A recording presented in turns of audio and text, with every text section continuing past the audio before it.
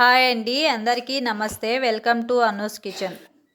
ఈరోజు ఈ వీడియోలో బెల్లం అత్తిరసాలు ఎలా చేసుకోవాలో చూపిస్తున్నాను. వీటిని కొంతమంది అరిసెలు అంటారు. మేము మా సైడ్ అయితే అత్తిరసాలు అంటామండి. నేను చూపించే ఈ కొలతలతో అత్తిరసాలు చేసి చూడండి. ఫస్ట్ టైం అత్తిరసాలు చేసే వాళ్ళకు కూడా చాలా బాగా వస్తాయి. వీడియో స్కిప్ చేయకుండా లాస్ట్ వరకు చూడండి. ఎలా చేసుకోవాలో అర్థమవుతుంది. అత్తిరసాలు చేసుకోవడానికి నేను 1 కప్పు బియ్యం, 3/4 కప్పు బెల్లం, 3-4 స్పూన్స్ నువ్వులు తీసుకుంటున్నాను. అదే కిలోల్లో అయితే 1 కిలో బియ్యంకి 750 గ్రామ్స్ బెల్లం వేసుకుంటే సరిపోతుంది. ఇప్పుడు బియ్యం ఒక గిన్నెలోకి వేసుకొని వాటర్ వేసుకొని 3-4 సార్లు బాగా కడుక్కోవాలి. నేను రేషన్ బియ్యం తీసుకుంటున్నాను. రేషన్ బియ్యం లేకపోతే మామూలు బియ్యం అయినా చేసుకోవచ్చు. బియ్యం 3-4 సార్లు కడుక్కొని మళ్ళీ వాటర్ వేసుకొని మూత పెట్టుకొని రాత్రంతా నాననివ్వాలి. అత్తిరసాలకు బియ్యం ఖచ్చితంగా 10-12 గంటలు నానబెట్టుకోవాలి. అప్పుడే అత్తిరసాలు చాలా మెత్తగా వస్తాయి. రాత్రంతా ఇలా నానబెట్టుకున్న బియ్యంని మార్నింగ్ మళ్ళీ ఒకసారి కడుక్కొని వాటర్ తీసేసుకొని ఒక దుంకల గిన్నెలోకి వేసుకొని వాటర్ అంతా వడిగిపోయి బియ్యం తడి లేకుండా ఆరిపోయే వరకు పక్కన పెట్టుకోవాలి. బియ్యం ఇలా ఆరిపోయిన తర్వాత మిషన్లో ఇలా మెత్తగా కొట్టించుకోవాలి. ఒకవేళ బరకగా ఉంటే జల్లెడతో జల్లించుకోవాలి. పిండి మెత్తగా ఉంటేనే అత్తిరసాలు సాఫ్ట్గా వస్తాయి. ఇప్పుడు ఒక గిన్నె పెట్టుకొని బెల్లం వేసుకొని 1/2 గ్లాస్ వాటర్ వేసుకొని బెల్లం కరిగే వరకు కలుపుకుంటూ ఉండాలి. బెల్లం అంతా ఇలా కరిగిన తర్వాత మందంగా వెడల్పుగా ఉన్న ఒక గిన్నెలోకి వడగట్టుకోవాలి. ఇలా వడగట్టుకుంటే పుల్లలు ఏమైనా ఉంటే తీసేసుకోవచ్చు. ఇప్పుడు మంట మీడియం ఫ్లేమ్లో పెట్టుకొని కలుపుకుంటూ ఉండాలి. పాకం తొందరగానే వస్తుందండి. మధ్య మధ్యలో కలుపుకుంటూ ఒక ప్లేట్లోకి కొద్దిగా వాటర్ వేసుకొని పాకం చెక్ చేసుకుంటూ ఉండాలి. ఇప్పుడు పాకం సరిగా రాలేదండి. 2 నిమిషాల తర్వాత మళ్ళీ పాకం చెక్ చేసుకోవాలి. ఇప్పుడు పాకం వచ్చిందండి. అత్తిరసాలకు ఈ విధంగా పాకం వస్తే సరిపోతుంది. ఇప్పుడు వెంటనే స్టవ్ ఆఫ్ చేసుకొని నువ్వులు వేసుకోవాలి.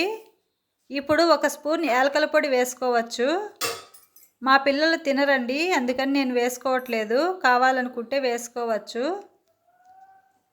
ఇప్పుడు కొద్ది కొద్దిగా బియ్యం పిండి వేసుకొని ఉండలు కట్టకుండా కలుపుకుంటూ ఉండాలి. ఒకరు పిండి వేసుకుంటూ ఒకరు కలుపుకుంటే పిండి ఉండలు కట్టకుండా నీట్గా వస్తుంది.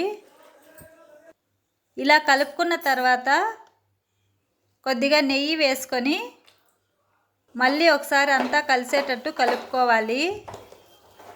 పిండి మరీ లూజ్గా కాకుండా మరీ గట్టిగా కాకుండా ఈ విధంగా ఉండాలి. పిండి చేత్తో తీసుకుంటే అత్తిరసాలు ఒత్తుకోవడానికి వీలుగా ఇలా ఉండాలి. ఇప్పుడు మూత పెట్టుకొని పక్కన పెట్టుకొని అత్తిరసాలకు సరిపడా ఆయిల్ వేసుకొని వేడి చేసుకోవాలి. ఆయిల్ వేడయ్యేలోపు కొద్దిగా పిండి పక్కన పెట్టుకొని మిగిలిన పిండి పైన మూత పెట్టుకుంటే పిండి ఆరిపోకుండా ఉంటుంది. ఇప్పుడు కింద ఒక పేపర్ వేసుకొని చేతికి అద్దుకోవడానికి కొద్దిగా ఆయిల్, అత్తిరసాలు ఒత్తుకోవడానికి ఇలా కట్ చేసుకున్న కవర్స్ పెట్టుకొని చేతికి కొద్దిగా ఆయిల్ రాసుకొని ఇలా కొద్దిగా పిండి తీసుకొని ఉండలు చేసి పెట్టుకుంటే అత్తిరసాలు తొందరగా చేసుకోవచ్చు. ఆయిల్ వేడైన తర్వాత కవర్కి కొద్దిగా ఆయిల్ రాసుకొని పిండి పెట్టుకొని మరీ మందంగా కాకుండా మరీ పలుచగా కాకుండా ఇలా రౌండ్గా ఒత్తుకొని ఆయిల్లో వేసుకొని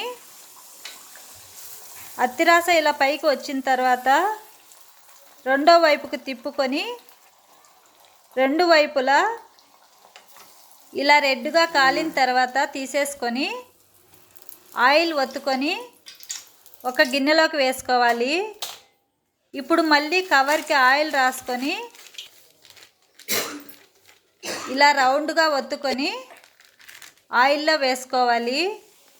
అత్తిరాస ఆయిల్లో వేసుకునేటప్పుడు ఆయిల్ వేడిగా ఉంటుంది కదా, కొద్దిగా నెమ్మదిగా వేసుకోండి. ఇలా రెండు వైపులా రెడ్గా కాలిన తర్వాత తీసేసుకొని ఆయిల్ ఒత్తుకొని గిన్నెలోకి వేసుకోవాలి.